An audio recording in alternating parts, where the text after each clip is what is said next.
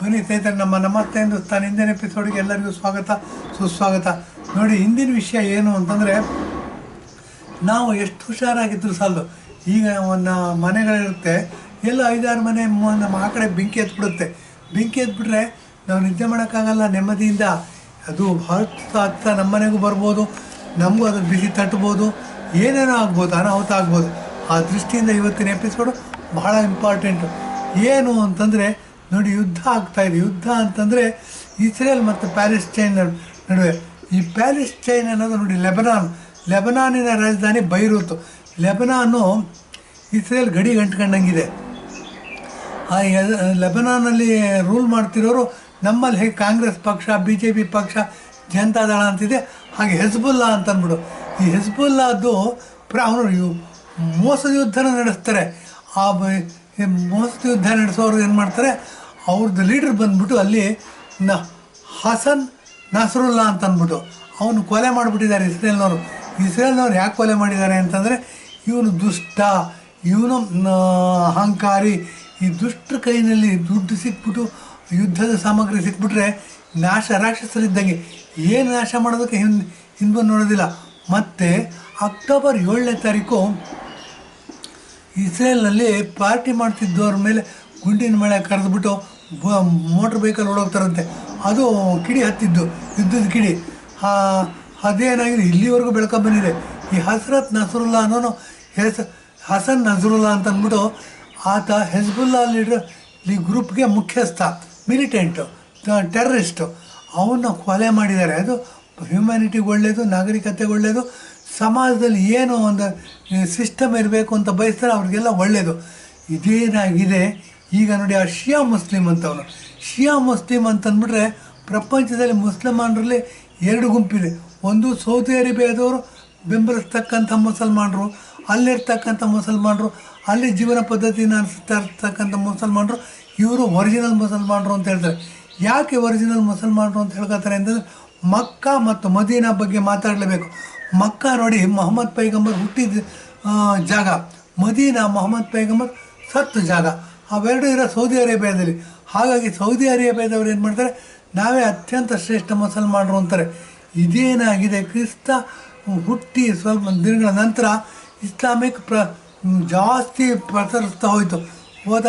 ಹೋದಂಗೆ ಏನಾಯಿತು, ಇಡೀ ಪ್ರಪಂಚನೇ ಯೂನಿಪೋಲಾರ್ ಮಾಡಬೇಕು, ಇಡೀ ಪ್ರಪಂಚವನ್ನು ಇಸ್ಲಾಮೀಕರಣ ಮಾಡಬೇಕು ಅಂತ ಅಂದ್ಬಿಟ್ಟು ಏನು ಮಾಡಿದ್ರು, ಕತ್ತಿ ಗುರಾಣಿ ಇದನ್ನೆಲ್ಲ ಇಟ್ಕೊಂಡು ಯುದ್ಧ ಮಾಡಿಕೊಂಡು ಕೊಲೆ ಮಾಡಿದ್ರು. ಯಾರು ಒಪ್ಪಲ್ಲ ಅವ್ರನ್ನ ಕೊಲೆ ಮಾಡಿದ್ರು, ಯಾರು ಒಪ್ತಾರೆ ಅವ್ರಿಗೆ ಬಿಟ್ಬಿಟ್ರು. ಮುಂದೆ ಧರ್ಮವನ್ನು ಜಾಗೃತಿ ಮಾಡ್ತಾ ಏನಾಯಿತು, ಧರ್ಮ ಪ್ರಚಾರ ಮಾಡೋದು ಬಿಟ್ಟು ಧರ್ಮಾಂತರಣ ಮಾಡ್ತಾ ಹೋಗಿ ಏನಾಯಿತು, ಇರಾನ್ ಅನ್ನೋದು ನೋಡಿ, ಝೌರಾಸ್ಟ್ರಿಯನ್ಸ್ ಅಂತ ಕರಿತಿದ್ರು ಅವ್ರನ್ನ. ಅದು ಕೇವಲ 15-20 ವರ್ಷಗಳಲ್ಲಿ ಸಂಪೂರ್ಣವಾಗಿ ಇಸ್ಲಾಮೀಕರಣವಾಗೋಯ್ತು. ಇಸ್ಲಾಮೀಕರಣ ಆದರೂ ಅವ್ರನ್ನ 100% ಮುಸಲ್ಮಾನರು ಅಂತ ಒಪ್ಕೊಳ್ಳೋಕ್ಕೆ ರೆಡಿ ಇರಲಿಲ್ಲ. ಈ ಶಿಯಾ ಮುಸಲ್ಮಾನರು ಏನಿದ್ದಾರೆ, ಅವ್ರು ಸೌದಿ ಅರೇಬಿಯಾ ಮುಸಲ್ಮಾನರಷ್ಟು ಪರಿಶುದ್ಧರಲ್ಲ, ಅಷ್ಟು ಪವಿತ್ರರಲ್ಲ, ಅಷ್ಟು ಮೇಲ್ಜಾತಿಯವರಲ್ಲ ಅಂತ ಹೇಳ್ಬೋದು. ಈ ಜಾತಿ ಮತ್ತು ಕೆಳಜಾತಿ ವಿಭಾಗಗಳು ಎಲ್ಲದರಲ್ಲೂ ಇದೆ. ಇಂಡಿಯಾದಲ್ಲಿ ಸ್ವಲ್ಪ ಜಾಸ್ತಿ ಇದೆ ಅಂತ ಅನ್ಬೋದು. ಯಾಕೆ ಅಂತಂದರೆ, ವಿದ್ಯಾಭ್ಯಾಸ ಮತ್ತು ನಾಗರಿಕತೆ ಬೆಳೀತಾ ಬಂದಂಗೆ ಸ್ವಲ್ಪ ಜಾಸ್ತಿ ಆಗಿದೆ. ಈ ಇರಾನ್ನಲ್ಲಿ ಇರ್ತಕ್ಕಂಥವ್ರು ಶಿಯಾ ಮುಸ್ಲಿಮ್ಸ್ ಏನು ಮಾಡಿದ್ದಾರೆ ನೋಡಿ, ಹೆಜ್ಬುಲ್ಲಾ ಗ್ರೂಪ್ನ ಸಪೋರ್ಟ್ ಮಾಡ್ತಾಯಿದ್ದಾರೆ. ಹಸನ್ ನಸ್ರುಲ್ಲಾ ಅಂತ ಅಂದ್ಬಿಟ್ಟು ಯಾರು ಇರಾನ್ನವ್ರು ಇಸ್ರೇಲ್ ಕೊಲೆ ಮಾಡ್ತು, ಹೆಜ್ಬುಲ್ಲಾ ಮುಖ್ಯಸ್ಥನ ಟೆರ್ರಿಸ್ಟ್ ಅಂತ ಹೇಳ್ಬೋದು, ಅವನ್ನ ಕೊಲೆ ಮಾಡ್ತು. ನಮ್ಮ ಇವನ್ನ ಕೊಲೆ ಪ್ರಾಕ್ಸಿ ವಾರದು. ಇರಾನ್ದೇ ಪ್ರಾಕ್ಸಿ ದೇಶ ಲೆಬನಾನಿನ ರೂಲ್ ಮಾಡ್ತಿರೋರು ಹೆಜ್ಬುಲ್ಲಾ ಗ್ರೂಪ್ನವರು. ಹೆಜ್ಬುಲ್ಲಾ ಲೀಡರ್ನ ಕೊಲೆ ಮಾಡಿದ್ಮೇಲೆ ಇರಾನ್ನವ್ರಿಗೆ ಗಲಾಟೆ ಶುರುವಾಗಿದೆ. ಇರಾನ್ನವ್ರು ಏನು ಮಾಡಿದ್ದಾರೆ, ಈಗ ನೋಡಿ 181 ಕ್ಷಿಪಣಿಗಳನ್ನ ನೇಣೆ ಹಾರ್ತಿರೋದು ಏಕಕಾಲಕ್ಕೆ. ಅದೇನಾಗಿದೆ, ಐರನ್ ಡ್ರೋಮ್ ಅಂದ್ಬಿಟ್ಟು ಸಾಕಷ್ಟು ರಕ್ಷಣೆ ಮಾಡ್ಕೊಂಡಿದ್ದಾರೆ. ಯಾಕೆಂದರೆ ಇಸ್ರೇಲು ಯುದ್ಧ ಸಾಮಗ್ರಿಯಲ್ಲಿ, ಯುದ್ಧ ತಂತ್ರಜ್ಞಾನದಲ್ಲಿ ಮತ್ತು ವಾರ್ಫೇರ್ ಅಂತ ಹೇಳ್ಬೋದು, ಆ ಯುದ್ಧದಲ್ಲಿ ಭಾಳ ಮುಂದಿದ್ದಾರೆ ಪ್ರಪಂಚದಲ್ಲಿ. ಆ ಐರನ್ ಡ್ರೋಮ್ಗಳನ್ನ ರಚಿಸ್ಕೊಂಡಿರೋದ್ರಿಂದ ಅವರೇನಾಯ್ತು, ಅಲ್ಲಿ ಸಾಕಷ್ಟು ಪ್ರಾಣಹಾನಿ ಆಗಿಲ್ಲ. ಸೈರನ್ಗಳು ಕೊಡ್ತಾಯಿದ್ರು, ಜನ ಹೋಗಿ ಆಶ್ರಯ ಪಡ್ತಾ ಐರನ್ ಡ್ರೋಮ್ಗಳಲ್ಲಿ. ಹೀಗಾಗಿ ಸಾವು ನೋವು ಜಾಸ್ತಿ ಸಂಭವಿಸಿಲ್ಲ ಅಂತ ಹೇಳ್ಬೋದು. ಅಂಥ ರಿಪೋರ್ಟ್ಗಳು ಬರ್ತಾಯಿದೆ. ಇವತ್ತೇನಾಗಿದೆ, ಇಸ್ರೇಲ್ನವ್ರು ಹೇಳಿದ್ದಾರೆ, ನಾವು ಇದಕ್ಕೆ ಪ್ರತೀಕಾರ ತೀರಿಸ್ಕೊತೀವಿ, ನಮ್ಮ ದೇಶದ ಮೇಲೆ ಆಕ್ರಮಣ ಮಾಡಿದ್ದಾರೆ ಇರಾನು, ಮುಂದೆ ಅನುಭವಿಸ್ತೀರಾ ಅಂತ ಬೆಂಜಮಿನ್ ನೆತನ್ಯಾಹು ಅಂತ ಅಂದ್ಬಿಟ್ಟು ದೇಶದ ಪ್ರಧಾನಮಂತ್ರಿ ಅವರು ಪಾಯಿಂಟ್ ಬ್ಲಾಕಾಗಿ ಹೇಳಿದ್ದಾರೆ. ಇದಲ್ಲದೆ ಏನಾಗಿದೆ ನೋಡಿ, ಯುನೈಟೆಡ್ ನೇಷನ್ ಜನರಲ್ ಅಸೆಂಬ್ಲಿ 1945 ನಂತರ ಯಾವಾಗ ಎರಡನೇ ಮಹಾಯುದ್ಧ ಕೊನೆ ಆಗುತ್ತೆ, ಈ ಯುನೈಟೆಡ್ ನೇಷನ್ ಜನರಲ್ ಅಸೆಂಬ್ಲಿ ಮಾಡ್ತಾರೆ. ಮತ್ತೆ ಇನ್ನೊಂದು ವರ್ಲ್ಡ್ ವಾರ್ ಆಗಬಾರ್ದು, ಅದು ತಡೆ ಹಿಡಿಬೇಕು ಅಂತ ಏನು ಮಾಡುತ್ತೆ, ಹಲ್ಕಿತ್ತು ಆಗ್ಬಿಟ್ಟಿದೆ ಇದು.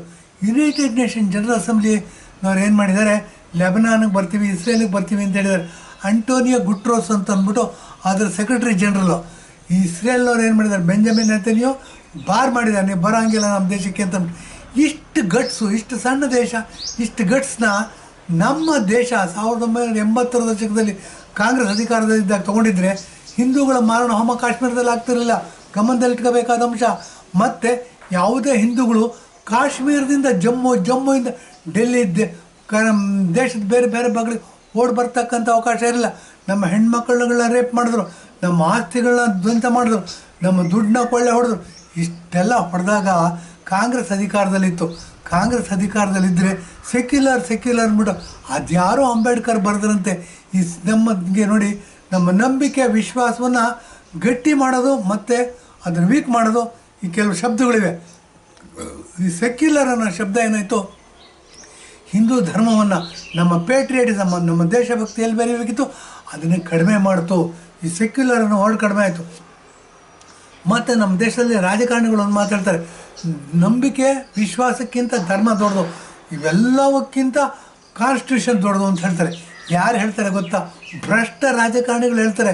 ಭ್ರಷ್ಟ ರಾಜಕಾರಣಿಗಳು ಅಂದರೆ ಇವಾಗ ನೋಡ್ಬೋದು, ಗಾಂಧೀಜಿ ಹೆಸರು ಹೇಳ್ಕೊಂಡು ಬಂದರು, ರಾಮರಾಜ್ಯದ ಹೆಸರು ಹೇಳ್ಕೊಂಬಂದರು, ನನ್ನ ಹೆಸರಲ್ಲೂ ರಾಮ ಇದ್ದಾನೆ ಅಂದರು.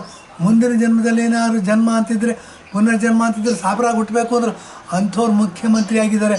ನನ್ನ ಮೈಯಲ್ಲಿ ಒಂದೂ ಕಪ್ಪು ಚಿಕ್ಕೆ ಇಲ್ಲ ಅಂದ್ರೆ ಇಡೀ ಮೈಯ ಕಪ್ಪು ಚಿಕ್ಕೆ ಆಗ್ಬಿಟ್ಟಿದೆ. ಏನು ಅಂತಂದರೆ, ಲೋಕಾಯುಕ್ತದ ಹೈಕೋರ್ಟಲ್ಲಿ ಆರ್ಡ್ರಾಗಿ, ಜನಪ್ರತಿಗಳ ವಿಶೇಷ ನ್ಯಾಯಾಲಯದಲ್ಲಿ ಆರ್ಡ್ರಾಗಿ ಏನಾಗಿದೆ, 8 ಸೆಕ್ಷನ್ಗಳನ್ನ ಹಾಕಿದ್ದಾರೆ. 8 ಸೆಕ್ಷನ್ಗಳನ್ನ ಹಾಕಿದ ಮೇಲೆ ಇವ್ರಿಗೆ ಪದರ್ಗುಟ್ಟು ಹೋಗಿದೆ. ಪದರ್ಗುಟ್ಟು ಹೋದ್ಮೇಲೆ ಏನು ಮಾಡಿದ್ದಾರೆ ಇವರು, ನವರಂಗಿ ಆಟಗಳಲ್ಲಿ ಒಂದು ಆಟ ಏನು ಅಂತಂದರೆ, ಹೆಂಡತಿ ಕೈಯಿಂದ ನಿನ್ನೆ 13 ಸೈಟ್ ಕೇಳಿದ 14 ಸೈಟ್ ಕೇಳಿದಂತೆ ಅದನ್ನು ವಾಪಸ್ ಕೊಟ್ಟಿದ್ದಾರೆ. ಈ ಮೂಡಾದವರಾದರೆ ಏನು, ಇವರು ಮುಖ್ಯಮಂತ್ರಿನೇ ನೇಮಿಸಿ ಇಲ್ಲಿಗೆ ವರ್ಗ ಮಾಡಿರ್ತಕ್ಕಂಥ ಅಧಿಕಾರಿ ಒಂದೇ ದಿವಸದಲ್ಲಿ, ಒಂದೇ ಗಂಟೆಯಲ್ಲಿ ಇದನ್ನೇನು ಮಾಡಿದ್ದಾರೆ, ಖಾತೆಗಳನ್ನ ರದ್ದು ಮಾಡಿದ್ದಾರೆ ಮತ್ತು ರಿಜಿಸ್ಟ್ರೇಷನ್ ರದ್ದು ಮಾಡಿದ್ದಾರೆ. ಇಷ್ಟು ಫಾಸ್ಟಾಗಿ ಸರ್ಕಾರ ನಡೆಯುತ್ತೆ ಅಂತಂದರೆ ಕರ್ನಾಟಕದಲ್ಲಿ ಅದು ಮುಖ್ಯಮಂತ್ರಿ ಆಗಿರ್ತಕ್ಕಂಥ ಇಂಥ ಮುಖ್ಯಮಂತ್ರಿಯವರ ಆಡಳಿತಾವಧಿಯಲ್ಲಿ ಇದೆಲ್ಲ ದೇಶಕ್ಕೆ ಪಸರಿಸ್ಬಿಟ್ರೆ ಅಥವಾ ಸ್ಪ್ರೆಡ್ ಆಗಿಬಿಟ್ರೆ ಎಷ್ಟು ಚೆನ್ನಾಗಿರುತ್ತೆ ದೇಶ, ರಾಮರಾಜ್ಯ ಆಗುತ್ತೆ. ಇದು ಹಾಗಲ್ಲ. ಏನು ಅಂತಂದರೆ ಚಾಣಾಕ್ಷ ಮುಖ್ಯಮಂತ್ರಿ, ಚಾಣಾಕ್ಷ ಕುತಂತ್ರಿ, ಚಾಣಾಕ್ಷ ಎಲ್ಲ ದುರ್ಬುದ್ಧಿ ಇರ್ತಕ್ಕಂಥವ್ರು ಏನಾಗುತ್ತೆ, ಎಲ್ಲ ಆಯಕಟ್ಟಿನ ಸ್ಥಾನಗಳಲ್ಲಿ ತಮಗೆ ಹಿಂಬಾಲಕರು ಮುಂಬಾಲಕರನ್ನ ಅಧಿಕಾರಿಗಳನ್ನಾಗಿ ನೇಮಿಸ್ಬಿಟ್ಟಿರ್ತಾರೆ. ಅವರೇನು ಮಾಡ್ತಾರೆ, ತಲೆನ ಸೇಫ್ ಗಾರ್ಡ್ ಮಾಡ್ಕೋಬೇಕು ಅಂತ ಅದರ ದೃಷ್ಟಿಯಿಂದ ಏನು ಮಾಡ್ತಾರೆ, ಮಿಂಚಿನ ವೇಗದಲ್ಲಿ ಕಾನೂನನ್ನು ಜಾರಿಗೆ ತರ್ತಾರೆ. ಹಾಗೆ ಜಾರಿಗೆ ತಂದು ಸಿದ್ದರಾಮಯ್ಯನವರು ಕೊಟ್ಟಿರ್ತಕ್ಕಂಥ ಸಿದ್ದರಾಮಯ್ಯನವರ ಹೆಂಡತಿ ಪಾರ್ವತಿಯವರು ಕೊಟ್ಟಿರ್ತಕ್ಕಂಥ 13 ಸೈಟ್ ಕೇಳಿದ್ರೆ 14 ಸೈಟ್ನ ಕೊಟ್ಟಿರ್ತಕ್ಕಂಥ ಅಧಿಕಾರಿ ನೋಡಿ ಮಿಂಚಿನ ವೇಗದಲ್ಲಿ ಕೆಲಸ ಮಾಡಿ ಇದನ್ನೆಲ್ಲ ರದ್ದು ಮಾಡಿದ್ದಾರೆ. ನಿನ್ನೆ ಇವತ್ತಿನ ಇದರಲ್ಲಿ ಟಿ ವಿನಲ್ಲಿ ಅದೇ ವಿಶೇಷ. ನಮ್ಮ ಕನ್ನಡದಲ್ಲಿ ಒಂದು ಗಾದೆ ಇದೆ, ಕುಂಬಳಕಾಯಿ ಕಳ್ಳ ಅಂದರೆ ಹೆಗಲ್ಮುಟ್ಟು ನೋಡ್ಕಂಡ ಅಂತಂದ್ಬಿಟ್ಟು. ಅಂದರೆ ಹಿಂದಿನ ಕಾಲದಲ್ಲಿ ಯಾರೋ ಕುಂಬಳಕಾಯಿ ಕದ್ರು ಅಂತಂದರೆ ಕುಂಬಳಕಾಯಿ ಹೊತ್ಕೊಂಬಂದಿರ್ತಾರಲ್ಲ, ಬೆನ್ನೋವಾಗುತ್ತೆ, ಹಿಂಗೆ ಮುಟ್ಟು ನೋಡ್ಕೊಂಡಂತ ಅಯ್ಯೋ ಇನ್ನೂ ನೋವುತ್ತೆ ಅಂತಂದ್ಬಿಟ್ಟು. ಇದಕ್ಕೆ ಗಾದೆನೇ ಆ ಥರ ಇದೆ. ಹಾಗೆ ಸಿದ್ದರಾಮಯ್ಯನವರು ಭ್ರಷ್ಟಾಚಾರ ಮಾಡಿದ್ದಾರೆ. ಇವರು ಭ್ರಷ್ಟಾಚಾರಕ್ಕೆ ಮಿತಿನೇ ಇಲ್ಲ. ಆಧುನಿಕ ರಾಕ್ಷಸ ಅಂತ ಹೇಳ್ಬೋದು, ಆಧುನಿಕ ರಾವಣ ಅಂತ ಹೇಳ್ಬೋದು. ಎಷ್ಟು ಭ್ರಷ್ಟಾಚಾರ ಮಾಡಿ ಹೈಕೋರ್ಟಲ್ಲಿ ಸಿಗಾಕೊಂಡು, ಸರ್ಕಾರದ ಕೈಯಲ್ಲಿ ಸಿಗಾಕೊಂಡು, ಜನಪ್ರತಿನಿಧಿಗಳ ವಿಶೇಷ ನ್ಯಾಯಾಲಯದಲ್ಲಿ ಸಿಗಾಕೊಂಡು ಒಂದು ಎಷ್ಟು ಇವುಗಳು ಹಾಕಿದ್ದಾರೆ, ಸೆಕ್ಷನ್ಗಳು ಹಾಕಿ ಇವ್ರ ಮೇಲೆ ಅಪಾದನೆ ಹೊರಿಸಿದ್ದಾರೆ ಅಂತಂದರೆ ನಿನ್ನೆ ನಮ್ಮ ಮೊನ್ನೆ ಎಪಿಸೋಡ್ ಮಾಡಿ ಹೇಳಿದ್ದೀವಿ ನಾವು. ಅನೇಕ ಸೆಕ್ಷನ್ಗಳನ್ನು ಹಾಕಿ ನೀವು ಇಂತಿಂಥ ಸೆಕ್ಷನ್ನಲ್ಲಿ ಅಪರಾಧ ಮಾಡಿದೆ ಕಣೆಯ ಅಂತ ಹೇಳಿದ ಮೇಲೆ ಇವರೇನು ಮಾಡಿದ್ದಾರೆ, ಇವರೇ ಲೆಟ್ರ್ ಬರ್ಸಿದ್ದಾರೆ, ಹೆಂಡತಿ ಕೈ ಸೈನ್ ಹಾಕಿಸ್ಬಿಟ್ಟು ಸೈಟ್ಗಳನ್ನ ವಾಪಸ್ ಕೊಟ್ಟಿದ್ದಾರೆ. ಇಂಥ ದುರ್ಬುದ್ಧಿ, ಇಂಥ ಇದನ್ನ ಇಟ್ಕೊಂಡಿರೋದು ನಮ್ಮ ದೌರ್ಭಾಗ್ಯನೇ ಸರಿ ಅಂತ ಹೇಳಿದ್ದೀನಿ. ಎಪಿಸೋಡ್ ಮುಗಿಸ್ತಾ ಇದ್ದೀನಿ. ಧನ್ಯವಾದ, ನಮಸ್ಕಾರ.